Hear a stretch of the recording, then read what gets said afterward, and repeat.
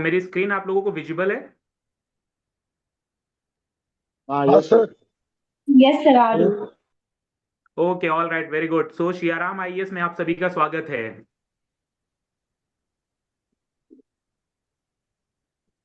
तो बच्चों, इस क्लास में हम लोग पूरी तरीके से, आज ये आपकी इंट्रोडक्टरी क्लास है एंड ये आपकी फर्स्ट क्लास है। ओके, ओके तो सर। हम आने वाले 1 घंटे के अंदर डिस्कस करेंगे कि हिस्ट्री को कैसे इंगेजिंग बनाया जाए और हिस्ट्री में क्या क्या इंपॉर्टेंट है फ्रॉम प्रिलिम्स पर्सपेक्टिव। समझ पा रहे हैं मेरी बात को? Yes sir.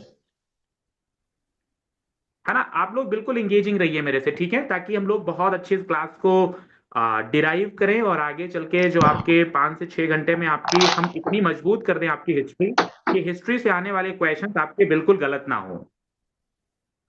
ठीक है, तो एक बार मैं दोबारा आप सभी का स्वागत करता हूँ श्रीराम आईएएस में, एंड देन हम स्टार्ट कर रहे हैं। अब आज आपकी इंट्रोडक्टरी क्लास है, ठीक है। तो इंट्रोडक्टरी क्लास को, किसी भी क्लास को समझने के लिए सबसे ज्यादा जरूरी है कि किस पैटर्न में सबसे ज्यादा क्वेश्चंस आते हैं। समझ पा रहे हैं मेरी बात? Yes sir. अब देखिए, ये आपके सामने पेपर पैटर्न है। मेरी स्क्रीन विजिबल है आप लोगों को? Yes sir. अब देखिए, अभी आपका सबसे रीसेंट कौन सा हुआ है? 71 बीपीएससी हुआ है, राइट?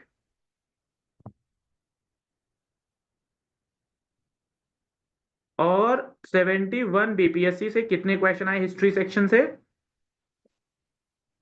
20 क्वेश्चन आए हैं। कितने आए हैं? 20 क्वेश्चन। अब यहाँ पे अगर आप 70th बीपीएससी का देखें,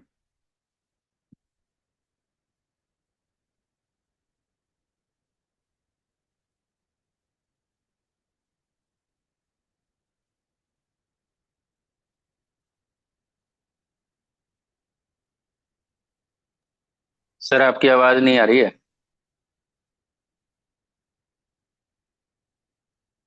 हाँ हाँ, मैं अभी एक सेकेंड, जस्ट मैं अपना वीडियो ऑन करता हूँ, ठीक है। तो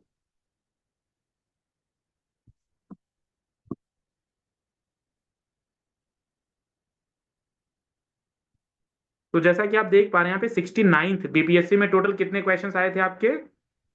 39 क्वेश्चंस आए थे। कितने क्वेश्चंस आए थे? 37 क्वेश्चंस आए थे 69th पे।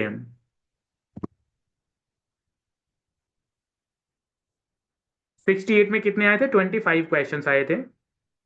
67 में कितने आए थे? 27 क्वेश्चंस आए थे। एंड 66 में आए थे 25 क्वेश्चंस। तो लगभग लगभग आप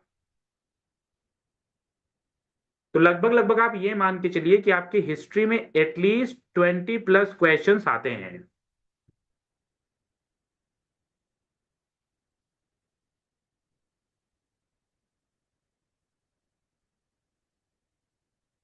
समझ पा रहे हैं आप मेरी बात? तो अब अगर हम इन 20 से 25 क्वेश्चंस को क्या करते हैं, डिस्ट्रीब्यूट करते हैं, तो आपके टोटल कितने सब्जेक्ट्स हैं हिस्ट्री में? अगर हिस्ट्री के सेगमेंट की बात की जाए तो एक आपका है एंशियंट हिस्ट्री। मेरी बात समझ में आ रही है आप सभी को?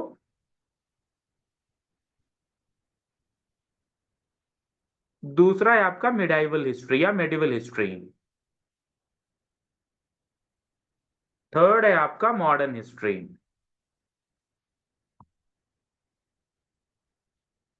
एंड फोर्थ है आपका, एक प्रकार से वैसे तो आपकी मेजर हिस्ट्री जो है वो 3 है। एंड प्लीज, और आपका एक क्या है? आपका आर्ट एंड कल्चर। ठीक है, तो अब हम आगे बढ़ते हैं। तो अब हम सबसे पहला अपना पेपर, अपना टॉपिक जो शुरू करेंगे वो शुरू करेंगे हम स्टोन एज, एंड हम शुरू करेंगे अपना एंशियंट हिस्ट्री से। सो आज हम 2 टॉपिक्स कवर करेंगे। एंशियंट हिस्ट्री से हम अपना कवर करेंगे स्टोन एज, जो कि इंपॉर्टेंट है, एटलीस्ट एक या दो क्वेश्चन इस सेक्शन से आते हैं। एंड देन हम अपना कवर करेंगे आज इंडस वैली सिविलाइजेशन। तो इन दो टॉपिक्स को हम कवर करेंगे एंड देन आने वाली क्लासेस में हम फिर करेंगे आपका जो इंडस वैली सिविलाइजेशन के बाद के चैप्टर्स हैं, लाइक आपका आ जाता है वैदिक टाइम आ जाता है आपका। देन उससे फर्दर हम आपका फिर अपनी डायनेस्टीज में चले जाएंगे, मगध में चले जाएंगे, एंड देन हम अपना अशोका, गुप्ताज, इसी तरीके से देन हम मेडिवल हिस्ट्री में प्रिवेल कर जाएंगे and then the modern history which is important. तो अगर हम स्टोन एज को देखें, जहां से क्वेश्चन एटलीस्ट एक नया क्वेश्चन आता ही आता है,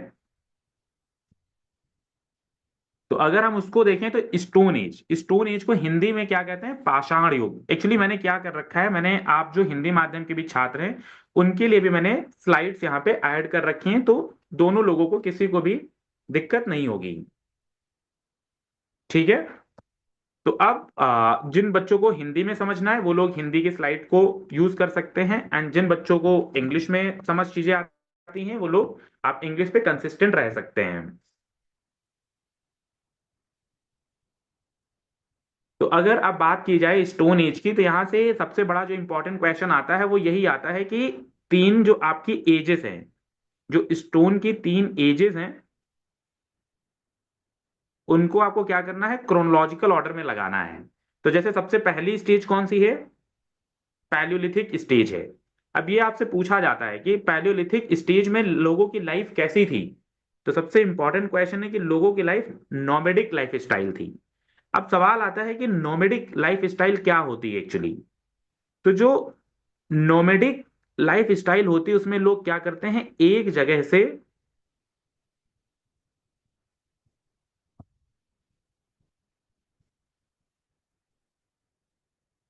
दूसरी जगह पर आते जाते रहते हैं। यानी वो कहीं भी, जैसे आज हम रह रहे हैं अपने घर पे रहते हैं तो परमानेंटली रहते हैं। आपने खाना बदोश लोगों को सुना होगा पहले, या जो पहले गांव के आउटस्कर्ट पे लोग आते थे, कुछ दिन रहते थे, फिर वो लगातार मूव करते रहते थे। तो जो नोमेडिक लाइफ स्टाइल है इसी को कहते हैं, ये इसका एक स्ट्रॉन्ग फीचर था पैलियोलिथिक एज का। आपको ये फैक्ट याद रखना है। प्रीलिम्स में ये जरूर पूछ लिया जाता है कि पैलियोलिथिक एज के लोग कैसे रहते थे, तो आपको याद रखना है नोमेडिक लाइफ स्टाइल में थे। अब आपके लिए ये सबसे इंपॉर्टेंट है, अगर हम टू द प्रीलिम्स अभी चलें, क्योंकि आपका प्रीलिम्स करीब आ रहा है और ये बहुत इंपॉर्टेंट है। इसमें आपको ये साइट्स जरूर याद रखनी है कि ये कौन कौन सी साइट्स कहाँ पे हैं, क्योंकि यही क्वेश्चन आता है आपका। ये एक तरफ साइट्स दी हुई होती हैं और दूसरी तरफ आपको इनके स्टेट्स दिए होते हैं कि कौन सी स्टेट्स में कौन सी साइट्स हैं। तो अभी जैसे आगे चल के मैंने इनके नाम लिखे हुए हैं, जो हिंदी माध्यम की स्लाइड है उसमें नाम एडेड है, पर अभी आपको यहाँ पे सिर्फ इसलिए मैंने नाम नहीं लिखा है ताकि आप थिंक करें एक बार। जैसे आपसे क्वेश्चन पूछ लिया जाता है बेलन वैली कहाँ पे है, दूसरा क्वेश्चन आपसे पूछ लिया जाता है पेलवरम कहाँ पे है, हुंसी कहाँ पे है, भीमबेटका रॉक शेल्टर कहाँ पे है। तो उम्मीद करता हूं कि आप लोग इस तरीके से चीजों को याद रखेंगे। एक तरफ आपकी साइट्स दे देंगे और दूसरी तरफ आपकी स्टेट्स दे देंगे, उनको आपको क्या करना है? मैच मिलान करना है उनका।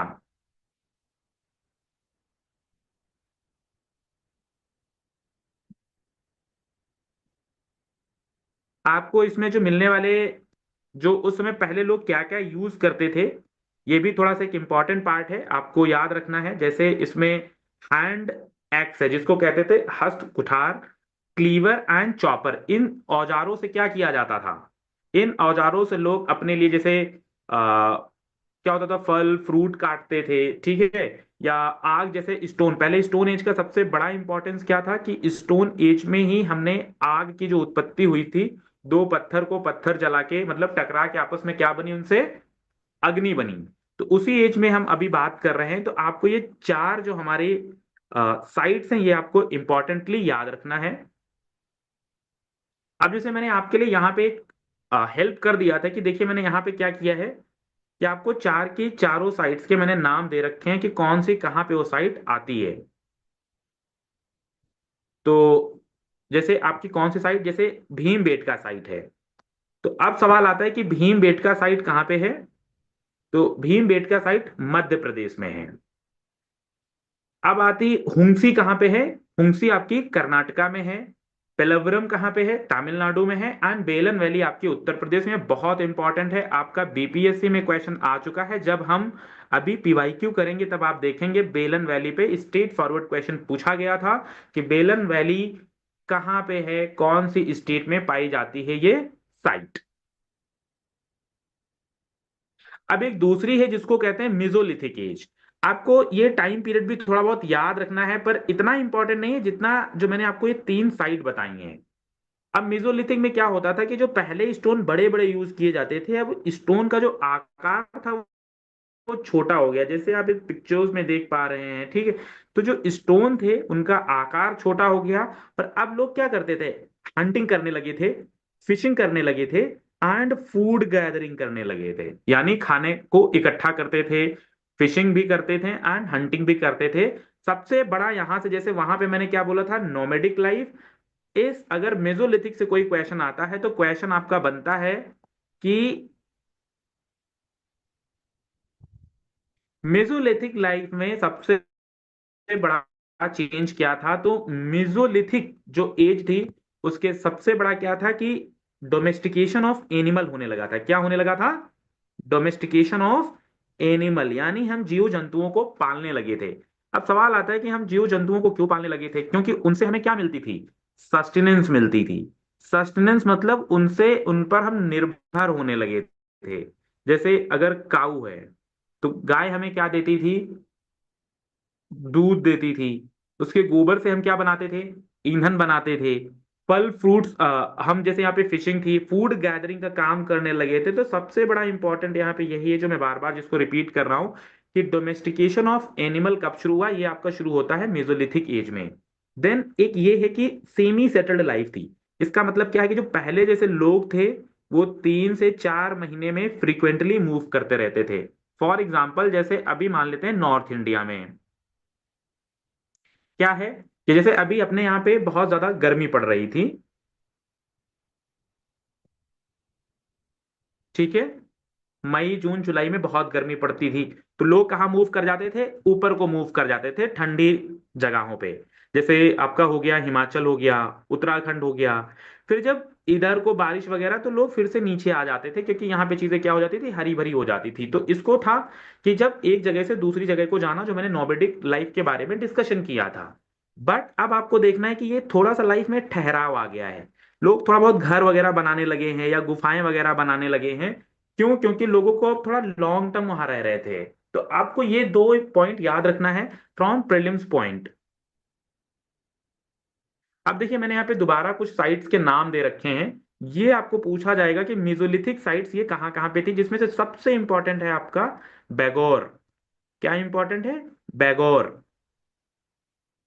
आपका ये आदमगढ़, आदमगढ़ कहाँ है अभी आपको बताना होगा। एंड ये सराय नाहर राय, इस पे इवन बीपीएससी ने क्या किया है, क्वेश्चन पूछा है कि जो सराय नाहर राय है ये साइट कहाँ पे है।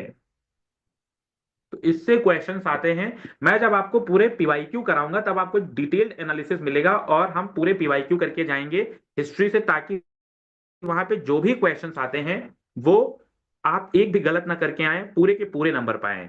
ऐसा हमारा और सियाराम कोचिंग का इंस्टीट्यूट का दोनों का ये मिशन है कि आप लोगों को ज्यादा से ज्यादा नंबर दिलाए जाएं। मैंने थोड़ी सी यहाँ पे देखिए आपको एक साइट का नाम दे रखा है बैगोर। आपसे सीधा पूछा जा सकता है कि बैगोर जो साइट है ये कौन सी है। तो बैगोर सबसे पहले आपको क्या याद रखना है, ये मेसोलिथिक साइट है, ठीक है। अब एक दूसरा क्वेश्चन बनता है कि अच्छा चलो ठीक है ये मेसोलिथिक साइट है, तो ये बताओ बैगोर जो साइट है वो कौन से स्टेट में है। तो आपको ये याद रखना है वो कौन से स्टेट में है, वो राजस्थान में है, ठीक है।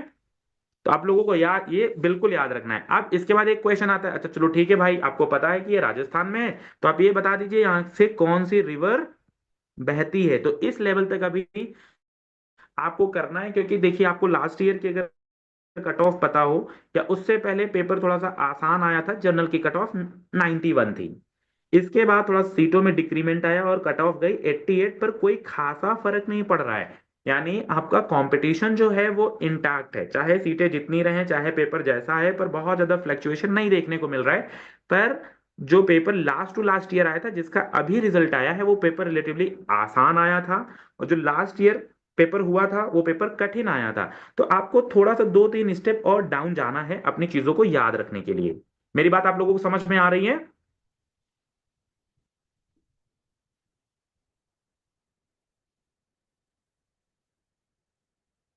आप लोग समझ पा रहे हैं मेरी बात को? Yes sir. हाँ sir. Yes sir. Yes sir. Okay okay okay. ठीक है। तो मैं यस। अब मूव करता हूं अपनी थर्ड साइड पे, ठीक है। और इसमें से बस आपको ये जो ज्यादा चीज जो मैंने यहाँ पे साइट्स लिख रखी हैं ये करना, और प्लीज मैंने कुछ कुछ चीजों पे आप लोगों को होमवर्क भी करवा रखा है। जैसे ये अब आपका काम बनता है, मैंने बगौर आपको दे दिया, क्योंकि जब तक आप खुद पे भी रिलाई नहीं करेंगे, थोड़ा सा आपको इन नोट्स को दोबारा देखना पड़ेगा, तभी आप इस चीज को बहुत अच्छे से याद कर सकते हैं। It is very important. तो यहाँ पे आपको लिमिटेड फैक्ट्स दिए गए हैं जिनको आपको बार बार याद करना है। अब आपका ज्यादा वर्क कठिन ना हो, मैंने यहाँ पे आपको 4 साइट्स के बारे में नाम दे दिया है ऑलरेडी। सो प्लीज आप लोग बिल्कुल याद रखिएगा। बागौर कहाँ है? राजस्थान में है। लाखनगंज कहाँ पे है? गुजरात में है। आदमगढ़ कहाँ पे आपका? मध्य प्रदेश में। अंसराय नाहर राय आपका कहाँ पे है? उत्तर प्रदेश में। तो बीपीएससी क्वेश्चन जानते हैं कैसे पूछता है? इधर आपकी साइट्स लिख देगा और इधर आपके स्टेट्स लिख देगा, और फिर आपको 1 2 3 4 ऑप्शन देगा और मैच मिलान करने को देगा, ठीक है। तो इस तरीके से आपको एटलीस्ट साइट्स बिल्कुल याद रखनी है।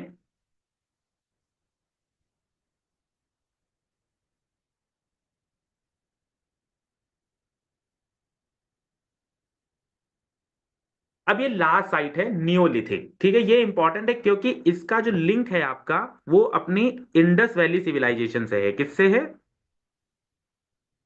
इंडस वैली सिविलाइजेशन से है, ठीक है। क्योंकि ये देखिए कब तक आती है ये नियोलिथिक? 2000 बीसी तक आती है। बीसी बिफोर क्राइस्ट एरा, मतलब जब से ईशा पूर्व, ईशा के जन्म से पहले इंडस वैली सिविलाइजेशन जो अपनी ट्रेस की जाती है वो 2500 से की जाती है और ये 2000 तक आती है। तो इसका जो ओवरलैप है वो अपने यहाँ इंडस वैली सिविलाइजेशन से है, जो बहुत इंपॉर्टेंट सभ्यता है।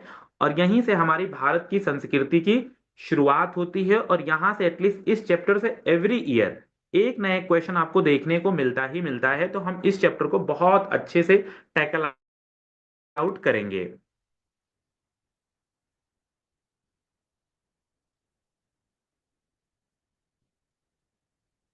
अब देखिए यहाँ पे वो आपकी सारी चीजें हो जाती हैं। यहाँ पे क्या हो जाता है? बिगिनिंग ऑफ एग्रीकल्चर हो जाती है। क्या हो जाती है?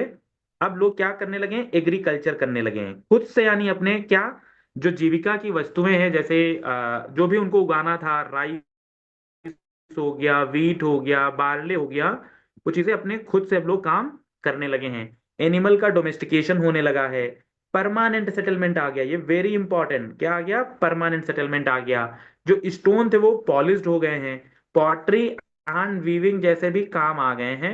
इसका सबसे ज्यादा इम्प्लीकेशन आपको कहाँ पे देखने को मिलता है? इंडस वैली सिविलाइजेशन में। तो ये 3 चीजें आपको याद रखनी थी। सबसे इंपॉर्टेंट क्वेश्चन जो यहाँ से बनता है यही बनता है कि आपको पैलियोलिथिक, मेसोलिथिक एंड नियोलिथिक को एक क्रोनोलॉजिकल ऑर्डर में लगाना होता है। तो मैंने आपको पढ़ा दिया। एटलीस्ट अब आप ये नहीं भूलेंगे। और अगर क्वेश्चन इस सेक्शन से आता है तो यही क्वेश्चन आता है।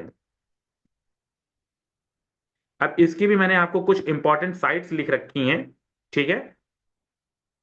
मेहरगढ़, ये बहुत इंपॉर्टेंट है। देखिए ये सबसे earliest farming evidence in south Asia, यानी ये अपने इंडिया में ही है, मेहरगढ़, ठीक है। जब हमारा अखंड भारत, जिसकी हम कल्पना बहुत पहले करते थे, या जो हमारा बहुत पहले था, ठीक है। अभी हमारा आता है बुरजहाम। ये फेमस पिट ड्वेलिंग साइट है। एक Chirand, very very important, Chirand site is actually in Bihar. तो आपको ये याद रखना है। जो ये 4 मैंने आपको साइट्स दे रखी हैं, प्लीज इनको आपको क्या करना है? इन चारों साइट्स को आपको एक बार अच्छे से गो थ्रू होना है और आपको याद रखना है।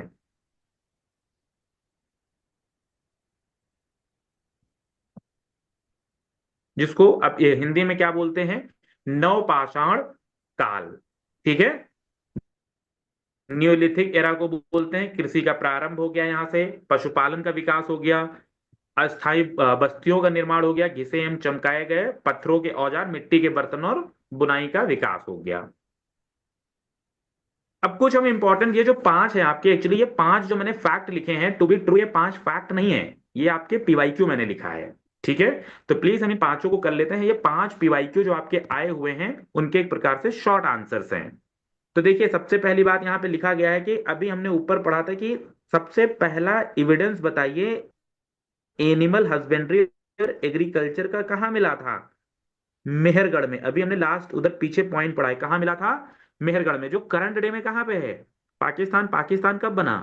1947 में बना, उससे पहले तो इंडिया का ही पार्ट था। समझ में आ रही मेरी बात? Good good evening sir. या सो सर अब एक अभी क्वेश्चन आप। तो सर ये आप बोले ना कि अभी ये मेहरगढ़ पाकिस्तान में है, लेकिन एएसआई ने अपडेट किया है सर कि मेहरगढ़ नहीं है एक्चुअली में, ये लाहौर दोवा है शायद। यूपी या फिर गुजरात में लाहौर दोवा है सर, ये मेहरगढ़ नहीं है अभी। पहले था कि सबसे ओल्डेस्ट एविडेंस मिलता था, लेकिन अभी सर वो लाहौर दोवा से मिलता है। जी जी, ये जैसे जो आप बता रहे हो ये करंट हैपनिंग्स हैं। ठीक है सर, जैसे जो आपने बताया, ठीक है, आपकी बात जो अभी आपने बताया करंट हैपनिंग, पर this is something like written in the ancient facts. ठीक है, अगर वहां पे 4 ऑप्शन में आपको अगर कुछ मिलता है, वो ऑप्शन नहीं दिया है, तो आप किसको पिक करेंगे? You will pick Mehrgarh. अब एक क्वेश्चन आता है यहाँ पे, कॉपर स्टोन एज, इसको हम और क्या कहते हैं? चाल्कोलिथिक एज कहते हैं। थर्ड क्वेश्चन वेरी इंपॉर्टेंट है कि river valley in India from first human fossil obtained, जहां पे पहले ह्यूमन का हमें कुछ भी स्केलेटन कह लीजिए या ह्यूमन प्रजाति के हमें बोन्स वगैरह मिलती हैं, वो कौन सी रिवर पे मिलती हैं? नर्मदा रिवर। और एक क्वेश्चन आपका जो यूपी बीपीएससी ने पूछा है कि भीम बेटका साइट्स कहाँ लोकेटेड हैं, तो Bhimbetka sites are located into the Madhya Pradesh. And this is very important question, Chiran. Chiran एक नियोलिथिक साइट है नवपाषाण युग की, और वो कहाँ लोकेटेड है? बिहार में। जब ये थोड़ा सा बिहार स्पेसिफिक है, तो आपको एक्चुअली उसकी डिस्ट्रिक्ट भी पता होनी चाहिए, क्योंकि ये एक जर्नल हिस्ट्री के पर्सपेक्टिव से भी इंपॉर्टेंट है, प्लस आपके जो बिहार की हिस्ट्री है उसके पर्सपेक्टिव से भी इंपॉर्टेंट है। तो इतना सब कुछ आपका स्टोन एज से था।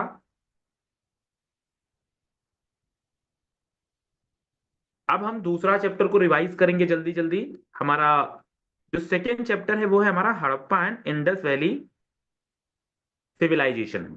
तो जैसे मैंने बोला था, 2000 बीसी तक कौन सा आया आपका? नवपाषाण युग, या आप कह सकते हैं नियोलिथिक। नियोलिथिक जो फेज था उसमें कॉपर भी था, चाल्कोलिथिक था, इसलिए वो, तो ये 2500 बीसी से 1720 बीसी तक हम इसको इंक्लूड करते हैं स्टैंडर्ड सोर्सेस के माध्यम से। एंड देन इसके बाद आपका वैदिक कल्चर शुरू हो जाता है। तो आपको थोड़ी सी क्रोनोलॉजी भी हिस्ट्री में याद रखनी है apart from the facts.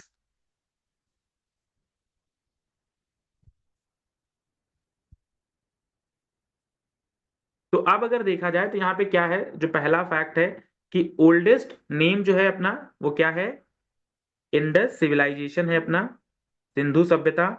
Harappa क्या था? हड़प्पा एक फर्स्ट सिटी थी, जहां पे क्या, बरीड सिटी थी एक प्रकार से, मतलब जो खत्म हो चुकी सिटी होती है उसको डिस्कवर किया गया था। और मोस्ट, और जो लार्जेस्ट सेटलमेंट था इंडस वैली सिविलाइजेशन का, वो किन दो नदियों के बीच में था? या इंडस सरस्वती रिवर पे था, लगभग 80%। और एक जो फैक्ट है इसका कि मोस्ट एक्सेप्टेड पीरियड हम क्या मानते हैं, जो मैंने यहाँ पे लिख रखा है, यही पीरियड को सबसे मोस्ट एक्सेप्टेड पीरियड माना जाता है इंडस वैली सिविलाइजेशन के लिए। इंडस सिविलाइजेशन जो फर्स्ट टाइम वर्ड यूज हुआ था वो किसने यूज किया था? जॉन मार्शल ने किया था। इसको चाल्कोलिथिक एज भी कहते हैं, ब्रॉन्ज एज भी कहते हैं, और Chalcolithic age is also sometime called copper age. तो आपको प्लीज याद रखना है, क्योंकि हम एक क्वेश्चन भी करेंगे, खत्री माइंस। खत्री माइंस आपकी कहाँ पे है? ये क्वेश्चन बहुत राजस्थान में इंपॉर्टेंट सर। है, याद रखना है इसको। राजस्थान में, वेरी गुड। ठीक है, यहां से क्वेश्चन आपका आता है। और ये सर कॉपर माइनिंग के लिए बहुत ही ज्यादा फेमस है। Yes yes yes. So now the we will move forward. अब ये अपना जो इंडस वैली सिविलाइजेशन है एक्चुअली स्प्रेड कहाँ कहाँ पे है? देखिए, ये सिंध में है, Baluchistan, Punjab, Haryana, Rajasthan, Gujarat, western UP, northern Maharashtra. अब इसमें से एक्चुअली आपकी जो 4 फैक्ट हैं ये बहुत इंपॉर्टेंट हैं, आपको याद रखना है। इसमें मैंने क्या किया है, जो पहले था और जो नाउ है, तो जैसे अभी सर ने हमें बताया था, या ये उन्होंने अभी एक पॉइंट ऑफ व्यू डिस्कशन किया था कि सर पहले अर्लीस्ट मेहरगढ़ थी, पर अभी दूसरी जो एग्जीक्यूशन हुई रही है उसके अकॉर्डिंग गुजरात में थी। इसी तरीके से जो नदर्न मोस्ट साइड पहले जो हम मानते थे वो रोपर को मानते थे, पर रोपर कहाँ पे है, पंजाब में है, सतलुज पे। अभी हम किसको मानते हैं, मांडा को मानते हैं, जो चेनाब रिवर पे है, जम्मू एंड कश्मीर में। साउथ की सबसे मोस्ट साइट हम मानते हैं किसको, पहले किसको माना जाता था, भागतरव को माना जाता था, जो किम गुजरात में। फिर अभी हम किसको मानते हैं, दाइमाबाद को, और दाइमाबाद कहाँ पे है, महाराष्ट्र में है। सर इस- जैसे नॉर्दर्न वाले में हम लोग एक अफगानिस्तान का साइड पढ़ते हैं, सोतोगई, जी। तो वो तो आ सकता है ना नॉर्दर्न हाँ साइड देखो, का मोस्ट पे अगर। अगर हाँ, अगर एज एन आता है और अगर इंडिया के कॉन्टेक्स्ट में आता है सबसे नदर्न कौन सा है, ठीक है, then you have to choose this. वो आपको ऑप्शंस देख के वहां पे पता चल जाएगा कि किस हिसाब से क्वेश्चन सेट किया गया है। अब अगर हम ईस्टर्न साइड की तरफ देखते हैं तो अर्लियर कौन सा था, जो अभी भी है, आलमगीर पुर, और ये कहाँ पे है, उत्तर प्रदेश में, आपके वेस्टर्न यूपी में ये लोकेटेड है। और वेस्टर्न मोस्ट सबसे ज्यादा कौन सा है, सुतका जंडौर, जो कि एक माकरान को situated at Pakistan and Iran border. अब यहाँ पे दो कैपिटल उस समय बहुत प्रचलित थी इंडस वैली सिविलाइजेशन में, जिनके नाम क्या हैं आपके, हड़प्पा एंड मोहन जोदड़ो, एक प्रकार से आप ऐसे बोल सकते हैं। तो ये इतना एक प्रकार से जस्ट आपका रिमेम्बरेंस है, पर ये फैक्ट उस तरीके से नहीं पूछा जाता है कि कोई कैपिटल का नाम बताए। बट यस, एक मोस्ट इंपॉर्टेंट क्वेश्चन जो यहां से बनता है वो बनता है पोर्ट सिटी का। ठीक है, वो अभी मैं आगे डिस्कस करूंगा। एक लोथल के बारे में सबसे इंपॉर्टेंट क्वेश्चन बनता है, जो बीपीएससी ने भी कई बार पूछा है उस क्वेश्चन को। ये हिंदी में लिखा है, जिन बच्चों को हिंदी में समझ में आता है वो लोग प्लीज, आप लोग हिंदी में स्लाइड्स को रिफर कीजिएगा। मैंने जो चीज ऊपर इंग्लिश में लिख रखी है उसी को मैंने यहाँ पे हिंदी में भी लिखा हुआ है। अब जैसे ये है, ये बेहद इंपॉर्टेंट है आपके लिए। पोर्ट सिटीज, ऐसे देखा जाए पोर्ट सिटीज कौन कौन सी हैं आपकी, लोथल है, सुतका जंडोर है, अलाहदीनो है, बालाकोट है एंड कुंतासी। बट जो सबसे ज्यादा बीपीएससी या कोई भी स्टैंडर्ड स्टेट पीसीएस या यूपीएससी सबसे ज्यादा क्वेश्चन पूछती है लोथल से। ठीक है, लोथल वैसे कहाँ पे, कोई मुझे बता सकता है। गुजरात में है सर। गुजरात है वेरी सर। गुड, लोथल। हाँ, भगवा लोथल इज इन गुजरात। तो साबरमती के अब हम क्या कंफ्रेंस करेंगे, पे है। मेजर, जी जी जी, है ना। तो अब हम क्वेश्चन करेंगे major Indus valley civilisation and sites. ये जो स्लाइड है आपके लिए बहुत इंपॉर्टेंट है, हम आपको एज अ बार बार याद दिलाते रहे रिविजनरी पर्पज से। अंशियाराम आईएएस का यही उद्देश्य है कि आपका कोई भी क्वेश्चन वहां पे गलत ना हो, बार बार आपको रिवीजन करा के ही क्लास में भेजा जाए। ठीक है, और ये छोटे छोटे फैक्ट्स है, बट वहां पे अगर आप इन चीजों को नहीं ध्यान रखेंगे तो मेजर समस्या पैदा करेंगे, because there is a cut throat competition. अब हम इन चीजों को देखते हैं।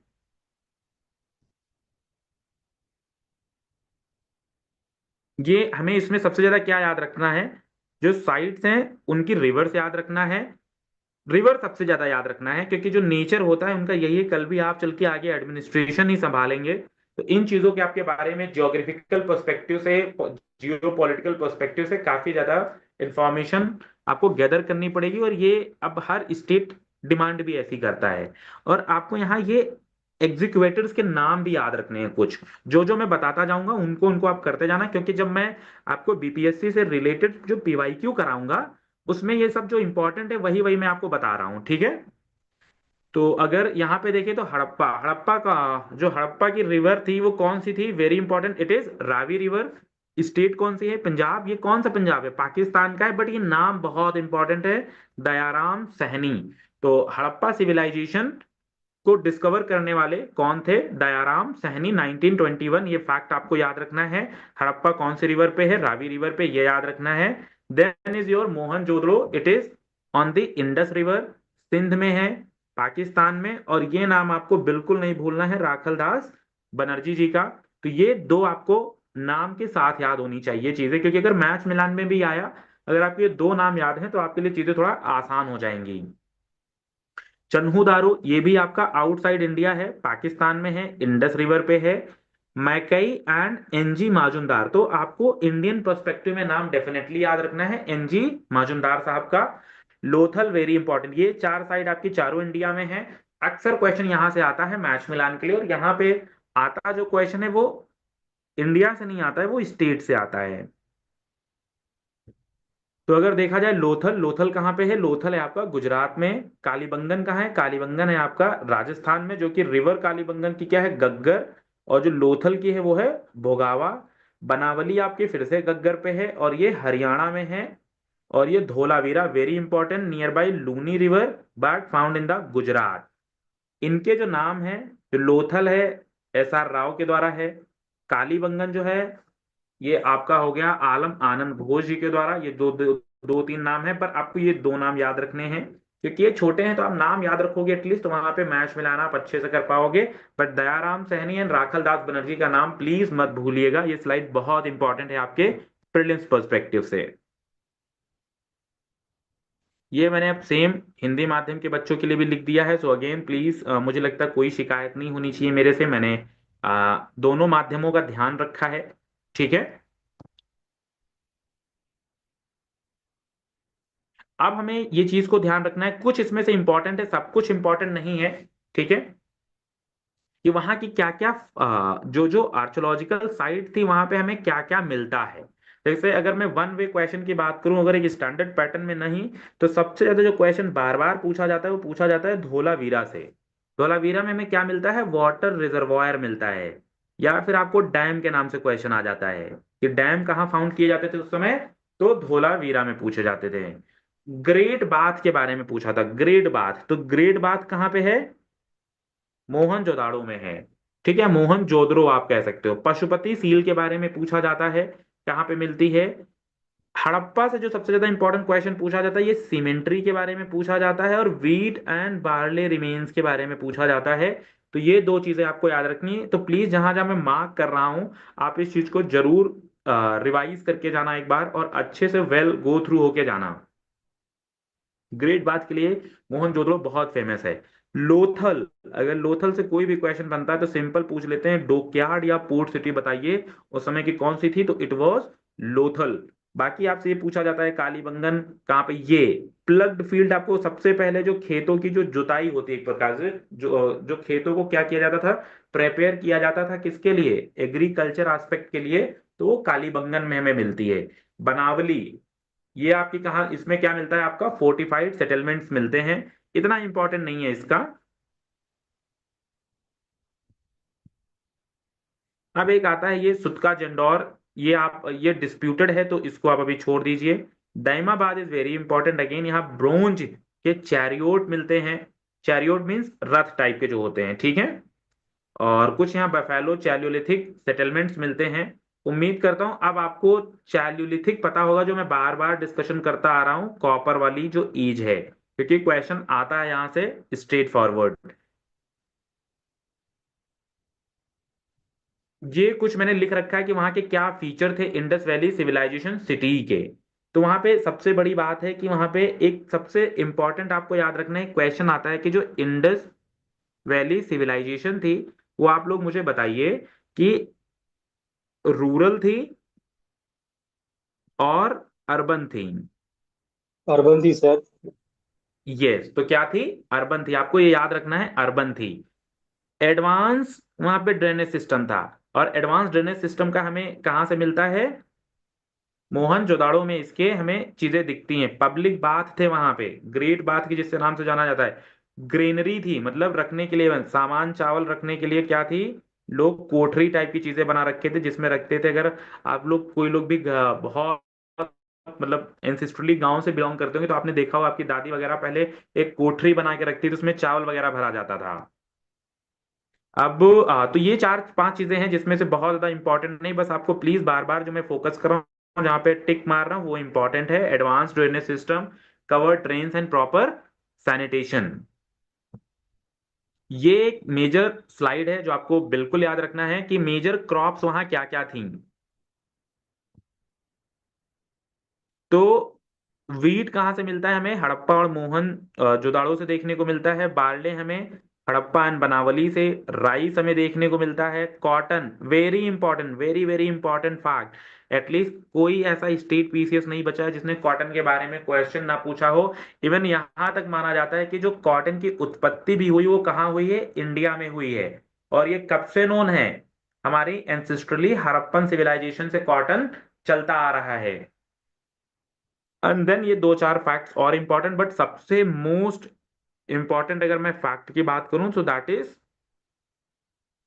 कॉटन। सो प्लीज आप लोग इसको याद रखना, ठीक है?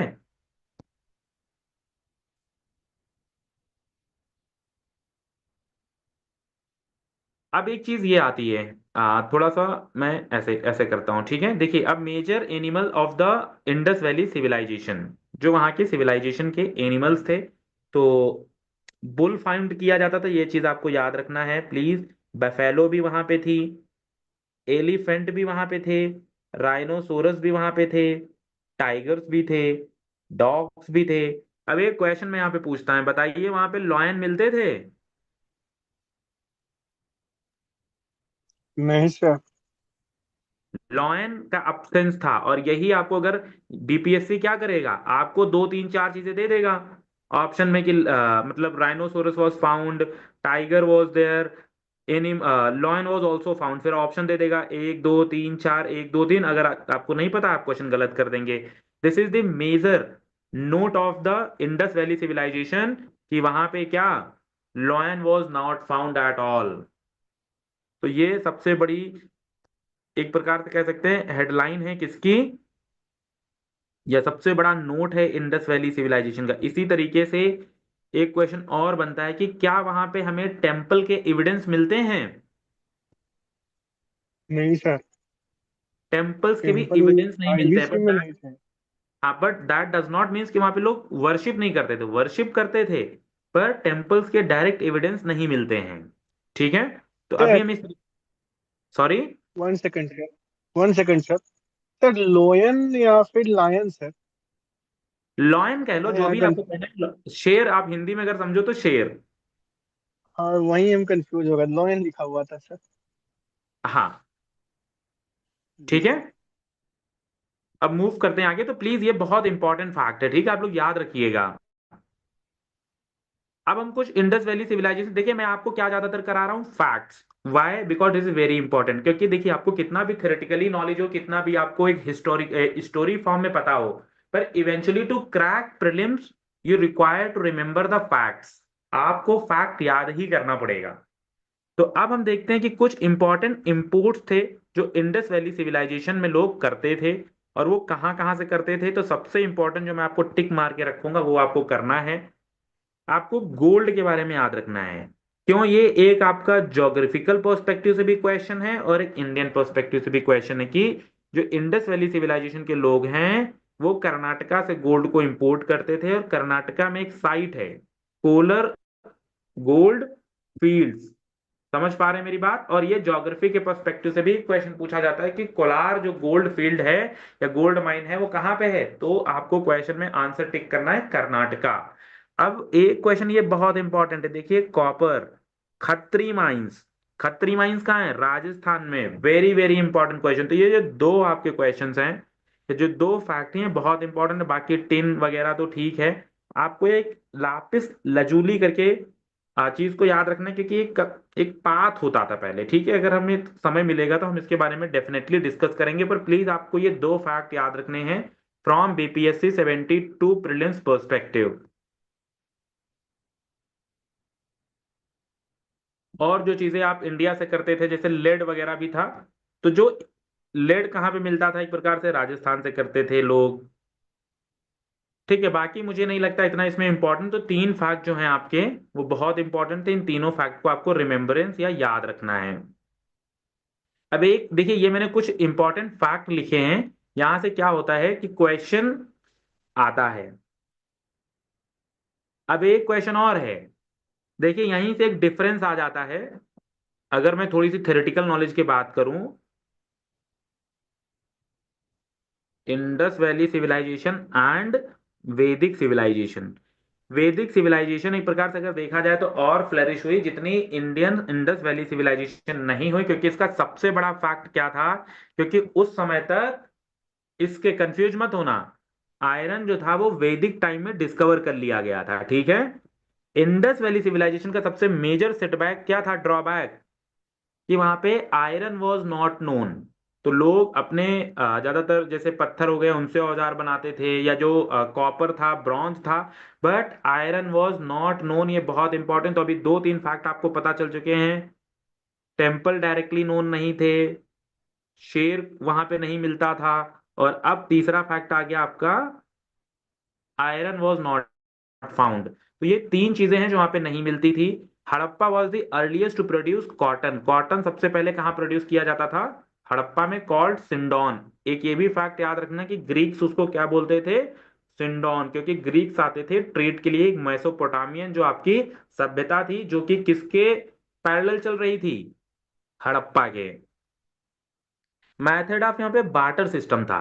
अब आता है बात, बार्टर बार्टर सिस्टम क्या होता है, मतलब गुड्स के बदले गुड्स, या सामान के बदले सामान। तो एक क्वेश्चन आपको कंफ्यूजिंग बेस पे डाल सकते हैं कि क्या जो इंडस वैली सिविलाइजेशन था वहां पे कैश में लोगों को दिया जाता था या काइंड में। तो मैं एक बार आपको एक बार छोटा सा टर्म में समझा देता हूं।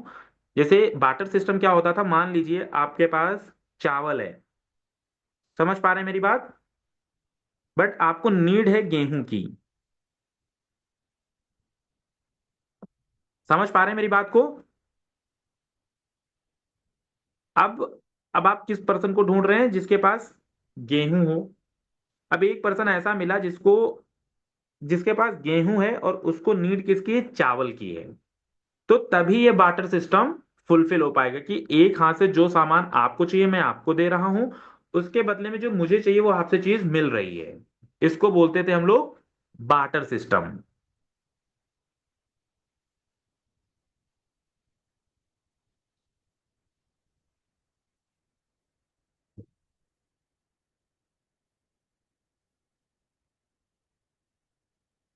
अब ये कुछ हमने पॉइंट्स लिख रखे हैं, ठीक है। एक और है, Lothal was the port city of Indus valley civilisation. और ये जो पांचवा पॉइंट है आपका, ये बहुत इंपॉर्टेंट है कि Indus valley civilisation was primarily urban civilisation, urban थी वो। अब देखिए यहाँ पे मदर गॉडेस, ये इतना इंपॉर्टेंट नहीं है, बस आपको ये याद रखना है कि वहां पे वर्शिप होती थी, पर वहां पे टेम्पल्स नहीं थे।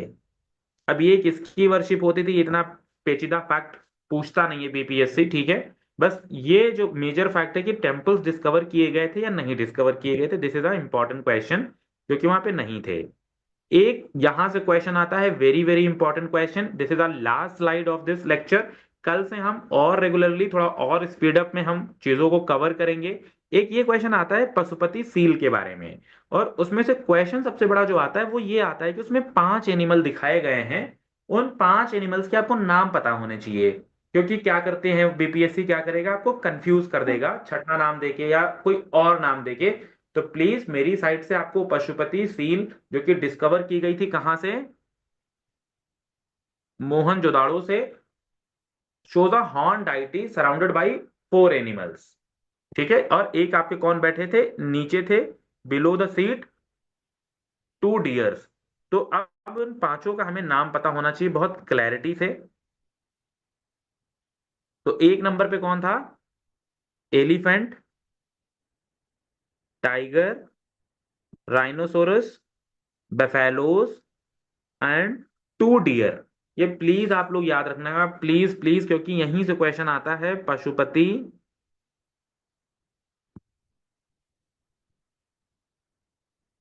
सील में एनिमल्स कौन कौन से हैं। अब हम दो तीन और फैक्ट्स के बारे में डिस्कस करते हैं, then this chapter will get over. और फॉर टुडेज क्लास आज के लिए हमारे लिए इतना ही था। देन हम कल अपनी रेगुलर क्लास टाइम पे जैसे आएगा, मैं आप लोगों को इंटिमिडेट कर देंगे मैम। 4 फैक्ट्स और हम आपको जानकारी में देते हैं जो कि इस चैप्टर से बहुत इंपॉर्टेंट हैं। नो टेम्पल वॉज डिस्कवर्ड, जैसा कि मैंने आपको पहले ही बोला। ओरिजिन ऑफ स्वास्तिक सिंबल यहीं से आता है, इंडस वैली सिविलाइजेशन से आपको स्वास्तिक सिंबल मिलता है। स्वास्तिक सिंबल अभी देखिए कितनी अच्छी बात है कि आपकी जो कोचिंग है सियाराम आईएएस, उसमें भी आपका कौन सा सिंबल है, स्वास्तिक सिंबल बना हुआ है। ठीक है बच्चों।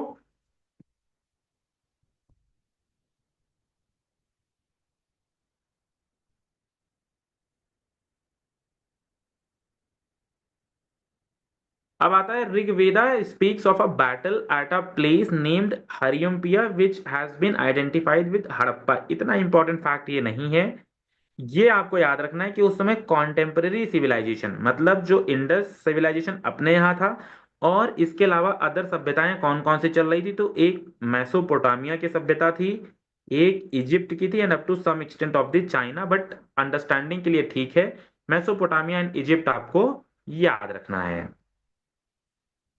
एक चीज और जो इंपॉर्टेंट क्वेश्चन है आपकी अंडरस्टैंडिंग बिल्ड करने के लिए, कि ये बताइए, एक क्वेश्चन है यहाँ पे कि ओल्डेस्ट स्क्रिप्ट इन इंडियन सब continent is the Harappan script. जो इंडिया के सब कॉन्टिनेंट में जो सबसे पुरानी लिखने पढ़ने की जो स्क्रिप्ट है वो हड़प्पा की है।